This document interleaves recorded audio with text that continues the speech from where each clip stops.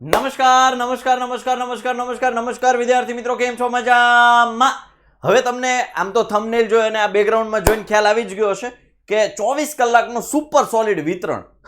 વિતરણ એટલે શું કે ઘણા બધા વિદ્યાર્થીઓનો પ્રશ્ન છે કે સાહેબ ટાઈમ નથી રહેતો, સાહેબ ટાઈમ મેનેજ નથી થતો, સાહેબ ક્યાં કેમ વાંચું, સાહેબ ટાઈમ ટેબલ બનાવી આપો ને. જો બેટા, સૌથી પહેલા એ ચોખવટ કરી દઉં કે રેગ્યુલર ડેઝમાં અમે તમને ટાઈમ ટેબલ ન આપી શકીએ. કારણ કે તમારો સ્કૂલ ટાઈમ શું હોય છે, તમારો કોચિંગ ટાઈમ શું હોય છે, તમે કઈ રીતે, એ અમને ખ્યાલ હોતો નથી. ઓકે, એ ટાઈમ દરમિયાન અમે કલાકોની ફાળવણી કરી આપીએ. તો એ ખાસ વિડીયો તમારા માટે. આપનો મોટો ભાઈ સાહિલ વેકરિયા રિસર્ચ કરીને તમારા માટે બધું આઈડિયલી એક કન્ડિશન લઈને તમારી સમક્ષ પ્રસ્તુત થયો છો. તો ચેનલને સબસ્ક્રાઇબ જરૂરથી કરજો, વિડીયોને લાઈક કરી દેજો, તમારા મિત્રો સુધી લિંકને શેર કરી દેજો. જી હા દોસ્તો, અહીંયા 24 કલાકનું સુપર સોલિડ વિતરણ ડિસ્ટ્રીબ્યુશન હું તમને આપું છું. આઈડિયલ કન્ડિશન છે, આદર્શ કન્ડિશન છે કે આ કન્ડિશન આઈડિયલ હોય છે. હવે એમાં જો તમારું એડજસ્ટમેન્ટ નથી થતું તો ક્યાંક ને ક્યાંક થોડું વિચારવું પડશે. 2 કલાક 3 કલાક કાઢીને સમય આપો અને વિચારો ક્યાં મારો સમય જાય છે એક્સ્ટ્રા, ક્યાંથી હું એક્સ્ટ્રા સમય ખેંચી શકું અને આ પ્રમાણે ફોલો કરી શકું. ઓકે, તો ચાલો સૌથી પહેલા શરૂઆત કરીએ.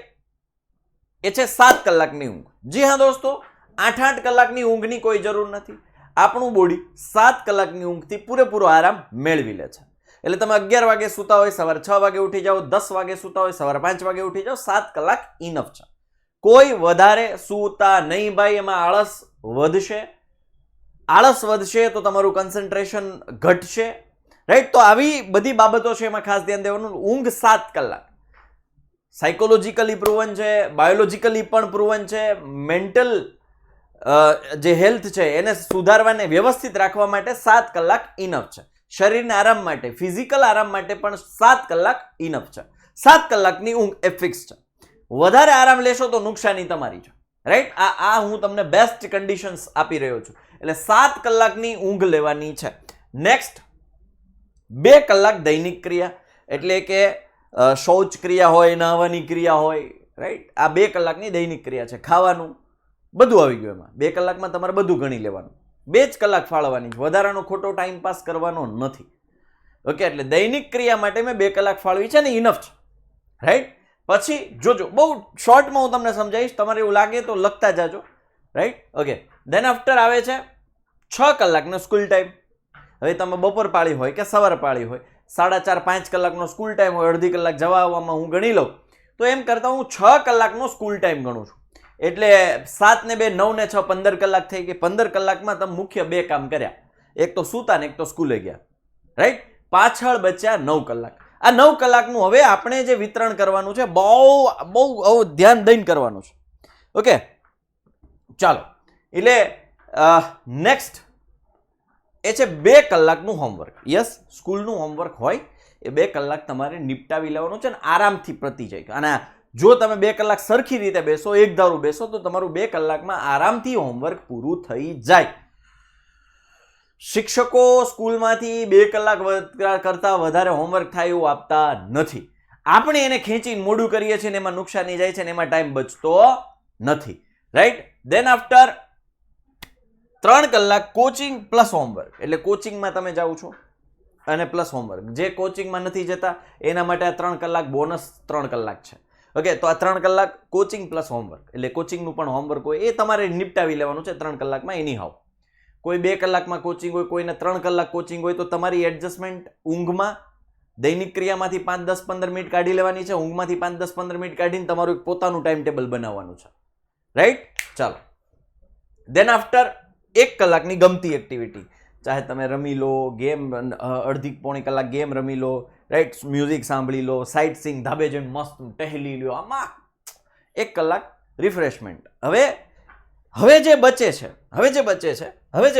જો ખાલી માત્ર ચોપડ્યા લઈ લઈને ભણ ન કરતા, થોડું એન્ટરટેનમેન્ટ માઇન્ડને આપજો, થોડુંક જ. એટલે જ 1 કલાક આપ્યો છે. ઘણા ભણે થોડું મજા જાજી કરે, અડધી કલાક વાંચીને કે બ્રેક લેવો પડશે મારે, અને બ્રેક લે 20 મિનિટનો. અરે ભાઈ, અડધી કલાક વાંચીને 20 મિનિટનો બ્રેક કોણ કરતા હે એસે ભાઈ, કોણ કરતા હે? ચાલો. અને દેન આફ્ટર આવે છે 3 કલાકનું સેલ્ફ સ્ટડી. સેલ્ફ સ્ટડી છે મોસ્ટ ઇમ્પોર્ટન્ટ રોલ પ્લે કરે છે તમારી પ્રિપરેશનમાં.